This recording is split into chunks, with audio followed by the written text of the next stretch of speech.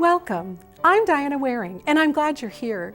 Have you ever noticed what happens in your brain when someone tells a good story?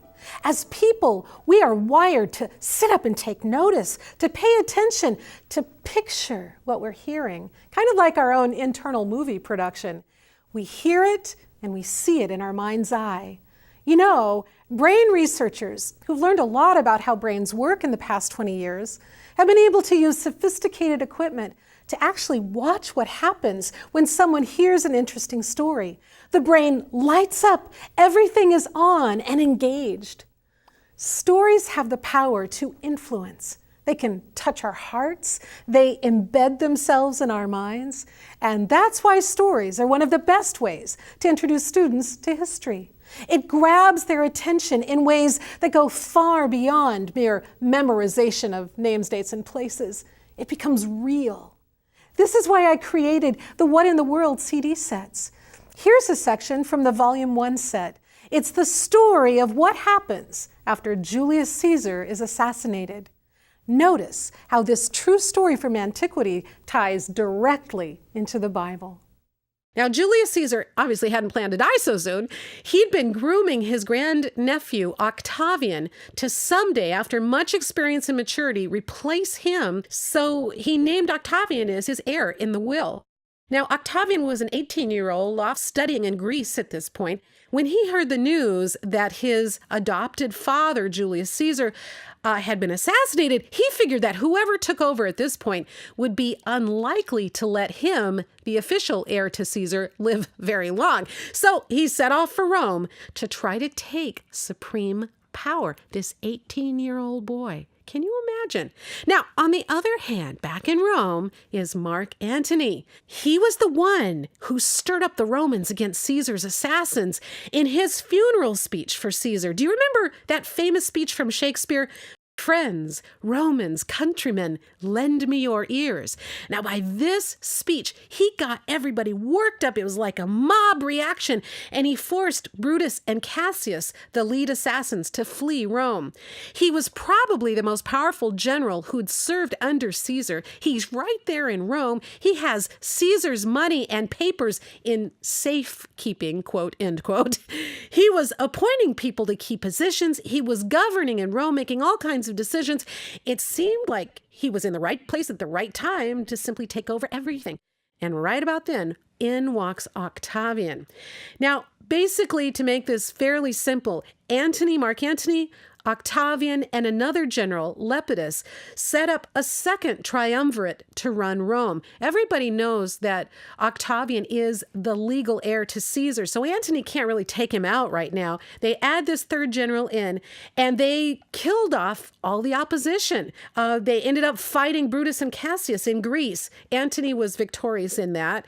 Once Antony had won over in Greece, he called all the Eastern leaders, people from all the Eastern countries who had supported Brutus and Cassius, to make sure they would be loyal to Rome and loyal to him. One of those Eastern leaders who came was Cleopatra. You got it. Here she is again, folks. And she's not any better for Mark Antony than she was for Caesar. He hung around for a while, but then he had to hot-foot it out of there when a rebellion broke out in Italy. He had to go take care of it. But when he got back to Italy, the rebellion was over. Octavian took that opportunity to have Antony marry his sister, Octavia. So you have the picture now. We have the second triumvirate.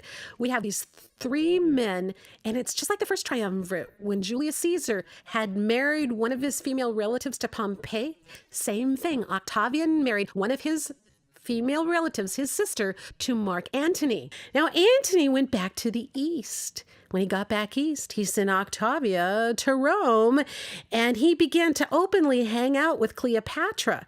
This was not wise by any stretch of the imagination. Octavian told the folks in Rome that Antony had fallen to Cleopatra's wiles and that she was planning to make Egypt the center of the empire.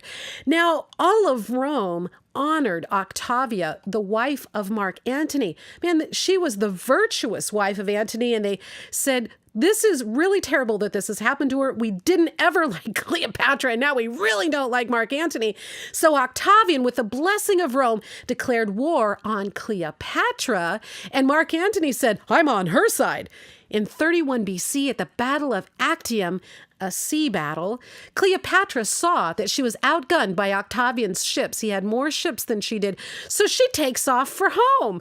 Mark Antony, in her ship, of course, Mark Antony sees her fleeing and yells, "Honey, wait for me," and took off after her in his ship. We call that desertion. His soldiers and sailors said, forget it. You leave, we're done. We are not playing this game without you. So Octavian carries the day. He wins. And he followed them over to Egypt. They both committed suicide. A little side note, Octavia, his wife, his former wife, must have really been virtuous because she raised as her own the 2 children of Mark Antony and Cleopatra. How about that?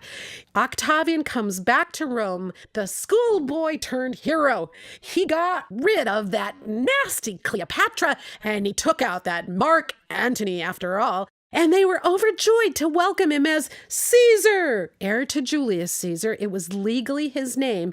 And the Senate voted him the name Augustus, which means revered or even superhuman.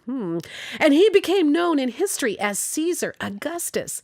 Now, Luke 2:1 says, in those days, a decree went out from Caesar Augustus that all the world should be taxed.